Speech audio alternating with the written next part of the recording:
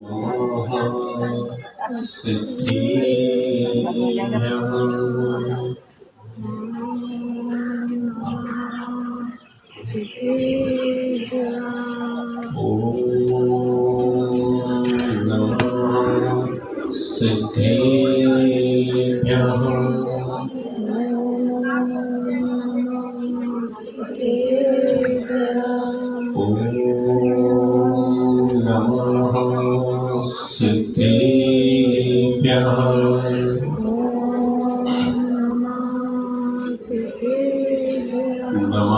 श्रीवर्धमानाय निर्धूतकलीलात्मने सहलोकानां त्रिलोकानां यद्विद्यादर्पणायते।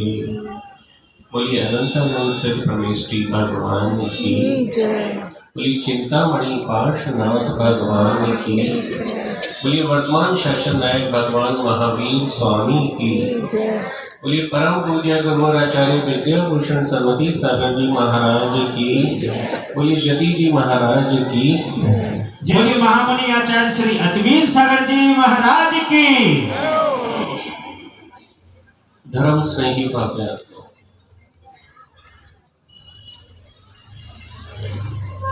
मोती कई प्रकार के होते हैं।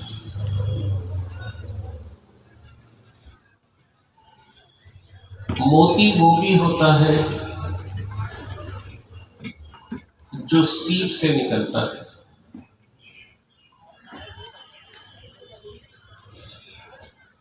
जल की बूंदें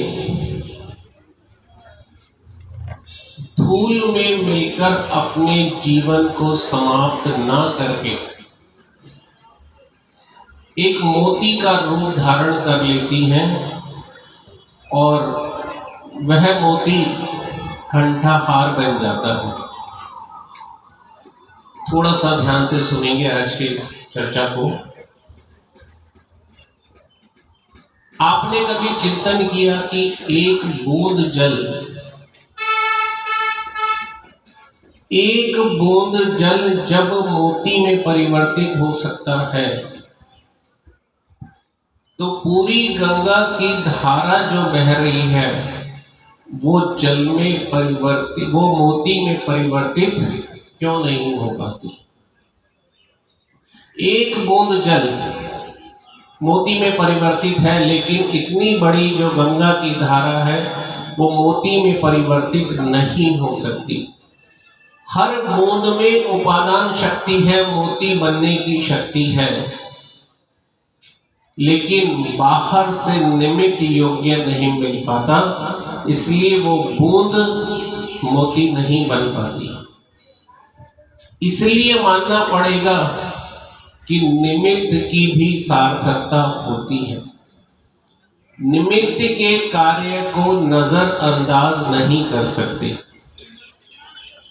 इससे भी थोड़ा आगे चलें तो जल एक इंद्रिय है और जल कायिक है, और सीप मोती वो भी एक इंद्रिय है लेकिन पृथ्वी कायिक है।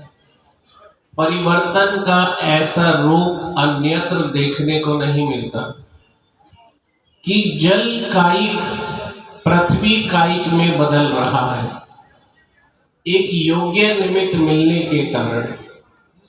और निमित्त की यही सबसे बड़ी विशेषता है कि उपादान शक्ति होने के बाद जब योग्य द्रव्य, क्षेत्र, काल और भाव आदि निमित्त जुट जाते हैं तो वही बूंद मोती में बदल जाती है। अन्यथा वही जल की बूंद यदि नीम की जड़ में चली जाए तो कड़वी हो जाती है। वही जल की बूंद यदि बबूल के पेड़ में चली जाए तो कांटा बन जाती है। वही जल की बूंद जब गन्ने के खेत में पहुंचती है तो मिठास को प्राप्त हो जाती है। और वही पानी की बूंद जब किसी सर्प के मुंह में चली जाती है तो हलाहल विष का रूप धारण कर लेती है। वही बूंद जब सूरज की गर्मी को प्राप्त हो जाती है तो भाप बनकर उड़ जाती है। यही वस्तु का परिणमन है। वस्तु में अपनी शक्ति तो है, लेकिन योग्य निमित्त का मिलना भी बहुत जरूरी होती। आज पंच कल्याणक का प्रथम दिन, गर्भ कल्याणक पूर्व। आप चिंतन करें कि माता के गर्भ में जो जीव आने वाला है वो कहां से आया, वह तीर्थंकर क्यों बना और कैसे बना, किन परिणामों के साथ माता पिता ने उस जीव को धारण किया। ये सबसे इंपॉर्टेंट पंच कल्याणक का जो विषय है कि किन परिणामों के साथ माता पिता ने उस जीव को धारण किया। आज उन्हीं संस्कारों का दिन है। सोचना, एक ऐसा जीव एक ऐसी सीप में प्रवेश करेगा कि जो तीनों लोकों को प्रकाशित कर देगा। हर मां और बाप में वो शक्ति नहीं होती जो उस जीव को धारण कर सके। ये तीर्थंकर के माता पिता ही हैं। कहते हैं स्वाति नक्षत्र में जब बारिश हो रही हो और कोई सीप अपना मुंह खोल दे, एक बूंद जब सीप में चली जाती है तो सीप अपना मुख बंद करके नीचे सागर में उतर जाती है और संस्कार देने शुरू कर देती है उस बूंद को। उन संस्कारों का ही परिणाम होता है कि जल कायिक पृथ्वी कायिक में बदलता चला जाता है। सोचना, वो मोती जो सीप से निकला हुआ है, आजकल आप लोग कहते हो निमोनिया हो गया, पुराने लोग कहते थे मोती झारा हो गया। पुराने लोग निमोनिया को मोती झारा कहते थे। और मोती झारे का इलाज कैसे करते थे? यहाँ जो हमारी बुजुर्ग माताएं बैठी हैं उन्हें पता होगा कि मोती झारा यानी कि निमोनिया का इलाज, मोती को पानी में उबालकर उस निमोनिया के मरीज को पिलाया जाता था। और वो मोती की जो ठंडक होती थी, उसकी जो तासीर ठंडी होती थी, वो निमोनिया के ताप को समाप्त करती चली जाती थी। पहले तो जब बच्चों को बुखार हो जाता था तो वैद्य जी के पास जाते थे तो क्या चटवाते थे उसे, पता है?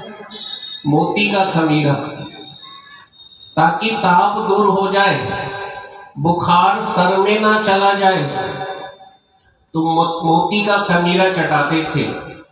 अब मोती किससे बना है? किससे बना है? वो जो मोती जिसको उबाल के पानी पिलाया, किस चीज से बना है? वो जल से बना है, जल की बूंद से। क्या हम सामान्य जल की बूंद को उबाल के पिलाएं तो क्या हमारा निमोनिया ठीक हो जाएगा? अब उसमें शक्ति आ गई, क्योंकि सीप ने जो संस्कार दिए हैं उस जीव को, उन संस्कारों का परिणाम है कि उस मोती में इतनी क्षमता आ गई कि व्यक्ति के ताप को समाप्त कर देता है। इसी प्रकार से तीर्थंकर होने वाले जीव को अपने गर्भ में प्रवेश कराने से पूर्व चिंतन करना कि माँ बाप ने कितनी निर्मल भावना भाई होगी, कितनी निर्मल भावना भाई होगी कि तीर्थंकर का जीव, तीनों लोगों का आधार बनने वाला जीव, इतना महान जीव उसी गर्भ में आता है। कितने निर्मल विचार रहे होंगे। कहते हैं वर्तमान वर्धमान तभी बनता है जब अतीत उज्जवल होता है। सोचना थोड़ी देर के लिए कि गर्भ में आने से पूर्व माँ बाप संस्कार देना शुरू कर देते हैं। किससे? भावों के माध्यम से। कि हे भगवान, किसी निमित्त से कोई ऐसा जीव हमारे गर्भ में आए जो तीनों लोकों को प्रकाशित करे। ऐसी निर्मल भावना कितने समय तक उन माँ बाप में भाई होगी जिनके गर्भ में तीर्थंकर का जीव आता है। अच्छा, आप लोग क्या भावना भाते हो? क्या भावना भाते हो? हम अपने बच्चे को इंजीनियर बनाएंगे, है ना? भावना भाते हो ना? हम अपने बच्चे को डॉक्टर बनाएंगे, हम तो प्रोफेसर बनाएंगे। कुछ भी बनाए, साधु नहीं बनाएंगे। क्यों? कुछ भी बनाए, साधु नहीं बनाएंगे। अभी आज चौके में थे तो एक बालक था चौके में, ध्रुव बैठा है यहाँ पे, चला गया। उसकी मम्मी, क्या नाम है मम्मी का? मधु। मैंने मधु से कहा इसे ले जाऊं। महाराज जी एक ही तो है। महावीर कितने थे? एक ही तो था। कुछ भी बनाएंगे लेकिन महाराज नहीं बनाएंगे। लेकिन तीर्थंकर के माँ बाप की भावना देखना, ये शांत राग रुचि भी परमाणु भी स्वम। हे भगवान, शांति के जितने भी परमाणु हैं उन सब से मिलाकर आपकी देह बनी। ऐसा जीव मेरे गर्भ में आए, ऐसी भावना भा रहे हैं। और भावना भी कहते हैं संस्कार आप लोग डालते नहीं बच्चों में। यही कारण है कि बच्चे आज धर्म की ओर ना झुककर कहाँ चले जाते हैं? संसार की रंगीनियों में खो जाते हैं। लेकिन तीर्थंकर के माँ बाप ने संस्कारों को महत्व दिया। शादी भी करनी होती थी तो दो ही कारण थे कि एक तो वंश परंपरा आगे चले, दूसरी धर्म की परंपरा लगातार चलती रहे। लेकिन आजकल शादियां भी किस लिए हो रही हैं? वासना की पूर्ति के लिए। चिंतन करना, एक बगीचे में जब विभिन्न प्रकार के फूल उगाए जाते हैं तो सभी फूलों को उनकी योग्यता के अनुसार हवा, पानी, धूप, खाद दी जाती है।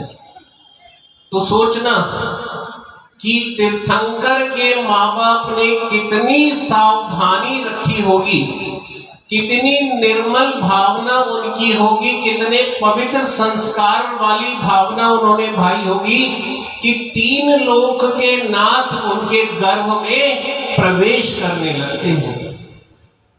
सोचो 2 मिनट के लिए, चिंतन करना आप लोग कि वास्तव में हमने अपना जीवन क्या बना रखा है और हमें जीवन बनाना क्या था। सारा खेल भावनाओं का है। सारा खेल भावनाओं का। ध्यान रखना कि औषधि जब पीसी जाती है तो वैद्य जी कहते हैं उसमें भावना प्रमुख होती है। एक होती है पीपल को कहते हैं, एक होती है 64 प्रहरी पीपल को 64 प्रहर तक चोट दी जाती है। उस पीपल को 64 प्रहर तक कूटा जाता है और 64 प्रहर के बाद उस पीपल में वो शक्ति होती है कि वह टीबी जैसे रोग को ठीक कर देती है।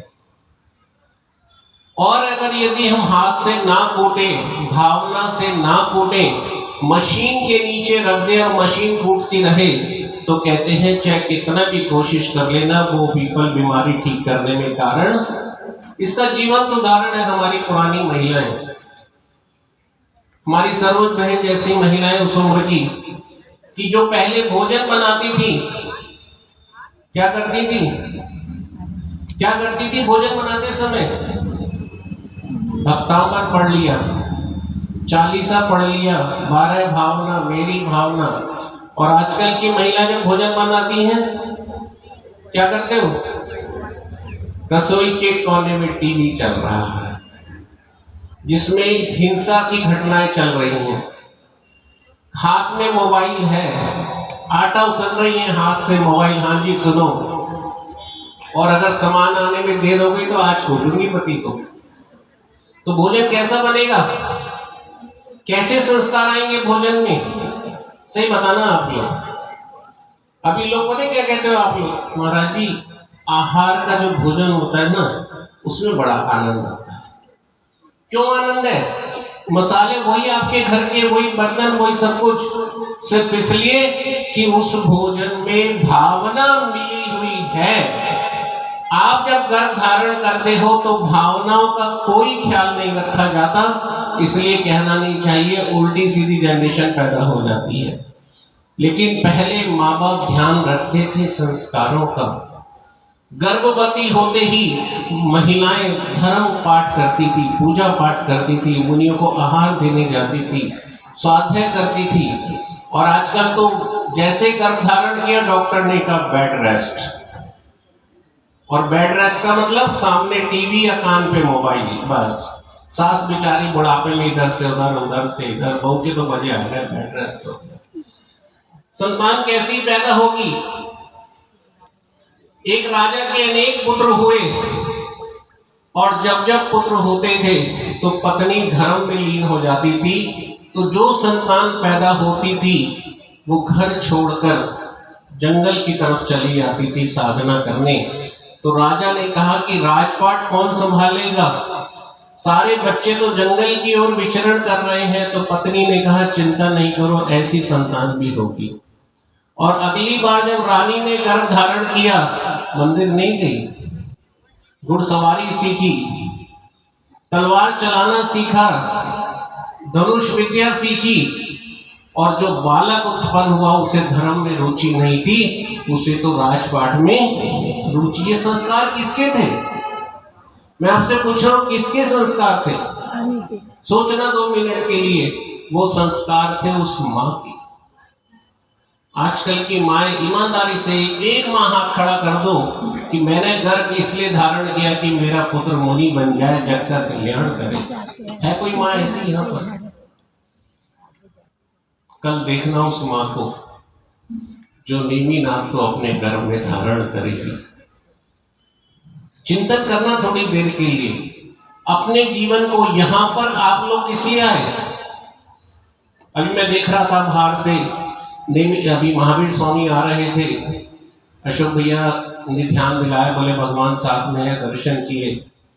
तो किसी को कोई मतलब नहीं है, सब कहाँ लगे हुए हैं?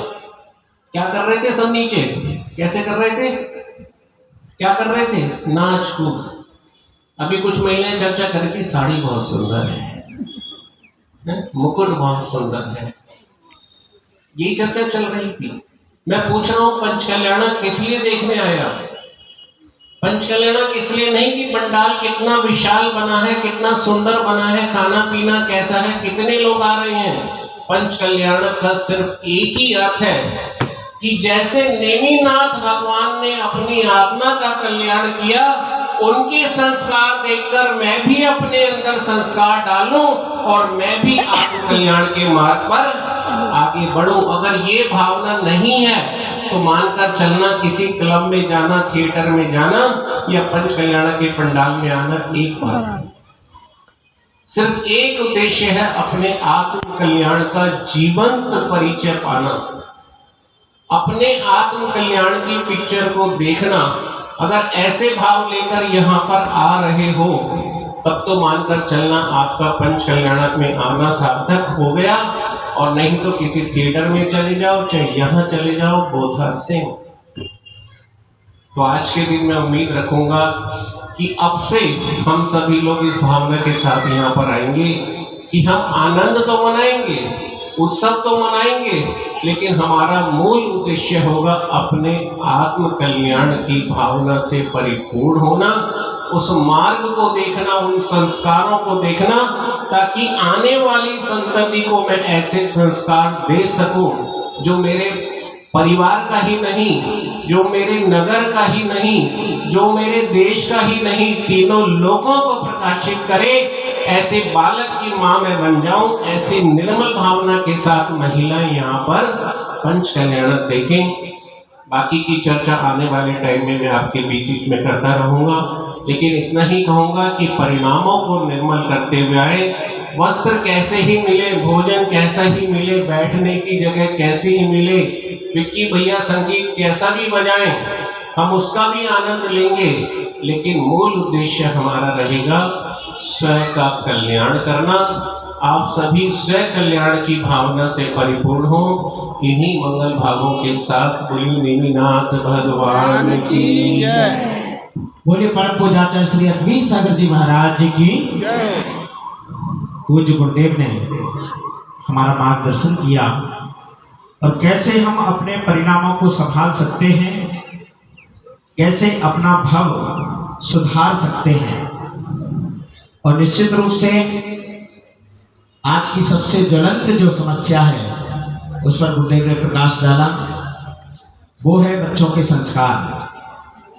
बच्चे तभी संस्कारित हो सकते हैं जब माँ संस्कारित हो। अगर माँ में ही संस्कार नहीं होंगे तो बच्चे संस्कार कहाँ से प्राप्त करेंगे। आइएगा, ये 5 दिनों का हमें जो समय मिला है, ये हमें स्वयं अपने आप में झांकने का भी अवसर है, अपने आप को आंकने का भी अवसर है, जो हमारा बिगड़ा हुआ स्वरूप है उसको संभालने का भी अवसर है। यहाँ संस्कार भी होंगे।